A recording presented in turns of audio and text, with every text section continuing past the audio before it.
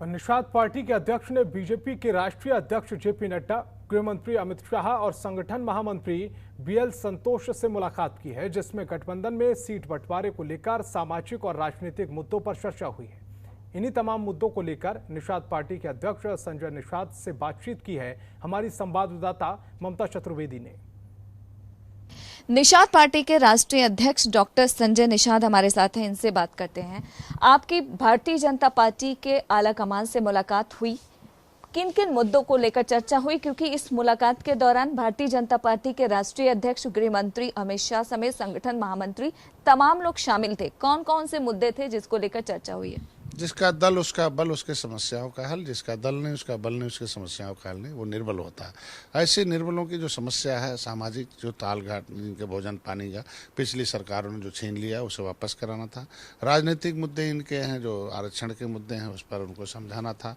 और सब कुछ रिपोर्ट लेके इकट्ठा हो गए थे कि भाई हम पिछड़े में नहीं हैं, अनुसूचित जात में। राष्ट्रपति ने नोटिफिकेशन कर रखा कि केवट मल्ला मजवार की सरनेम है, और जिस तरीके से चमार भाइयों के सारे सरनेम को आप देते हो, पासी भाइयों के सरनेम को देते हो, इसे मजवार के और तुरैया के सरनेम को सब दे दो।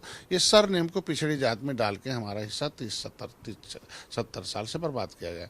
पिछड़ी जात की सूची से राज्यपाल ने 31/12/2016 को निकाल दिया कि भाई ये पिछड़े नहीं है और ये अनुसूचित जात के हकदार हैं। नई सूची बना दे तो कंप्यूटर से निकालना और आपको एक नया शासना दे दो। केवट मल्ला का जो गलत शासना दिया सपा ने उसे वापस करना। तो ये सारी चीज़ें अधिकारियों ने गुमराह कर रखा था कि ऐसे करना होगा, वैसे करना होगा। जब मैं सिस्टम से उन्हें दिया तो सहमति बन गई। सामाजिक मुद्दे हो गए, आर्थिक मुद्दे इनके मुकदमे हैं, उसको वापस करने का चल रहा। बाकी 2022 में प्रतिबद्धता जताई हम लोगों ने। अभी 29, 30, 31 को एक राष्ट्रीय अधिवेशन था, उसमें हम लोगों ने प्रस्ताव पारित किया। हमारे स्वीट कमेटी ने भारतीय जनता पार्टी के साथ रहना, समर्थन करना, समर्पण नहीं समर्थन के साथ रहना और अपनी जीत सुनिश्चित करने के लिए सीटें भी कुछ लेनी है। तो हमें किन सीटों पर निषाद पार्टी जीत सकती है उस पर चर्चा हो रही है। रात हो गया था, अब सोचिए जो समाज सोया हुआ उसका नेता जगा है 1 बजे रात को, और 1 बजे रात को जग के अगर भारतीय जनता पार्टी हमारी बात सुन रहे हैं तो बहुत बड़ी बात है। क्योंकि उससे पहले हमारे लोग कभी ज्ञापन कोई भी कागज लेके जाते थे और बात करते थे सपा बसपा कांग्रेस में, तो उनके छीन। एक बार की घटना है कि बिशम्बर जी जब बसपा के नेता थे, मंत्री थे बने, और उनका एक स्वागत समारोह हुआ मुझकरमे में, मेरे लोगों ने ज्ञापन दिया, उसे बसपा ने विज्ञापन समझ लिया कि निषाद इकट्ठे हो रहे हैं, बड़े नेता बनाए जाएंगे। उनके बिरादरी के जिलाध्यक्ष था बहन जी से कहा, अभी वो बेचारे कुछ पढ़ भी नहीं पाए, अपना अध्यक्ष भाषण भी नहीं कर पाए, उससे पहले मंत्रालय छिना गया, गाड़ी वापस हो गई।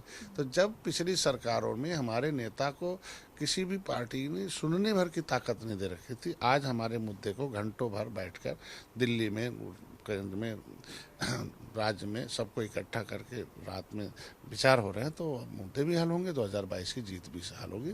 तो आप सुन रहे थे संजय निषाद जी को, जिनका साफ तौर पर कहना है कि सीट मायने नहीं रखता, जीत मायने रखता है। साथ ही इन्होंने ये भी कहा कि भारतीय जनता पार्टी के प्रति समर्थन है, समर्पण नहीं। इसके सियासी मायने क्या है आने वाले वक्त में पता चलेगा। कैमरा पर्सन मनीष के साथ ममता चतुर्वेदी, जनतंत्र टीवी, दिल्ली।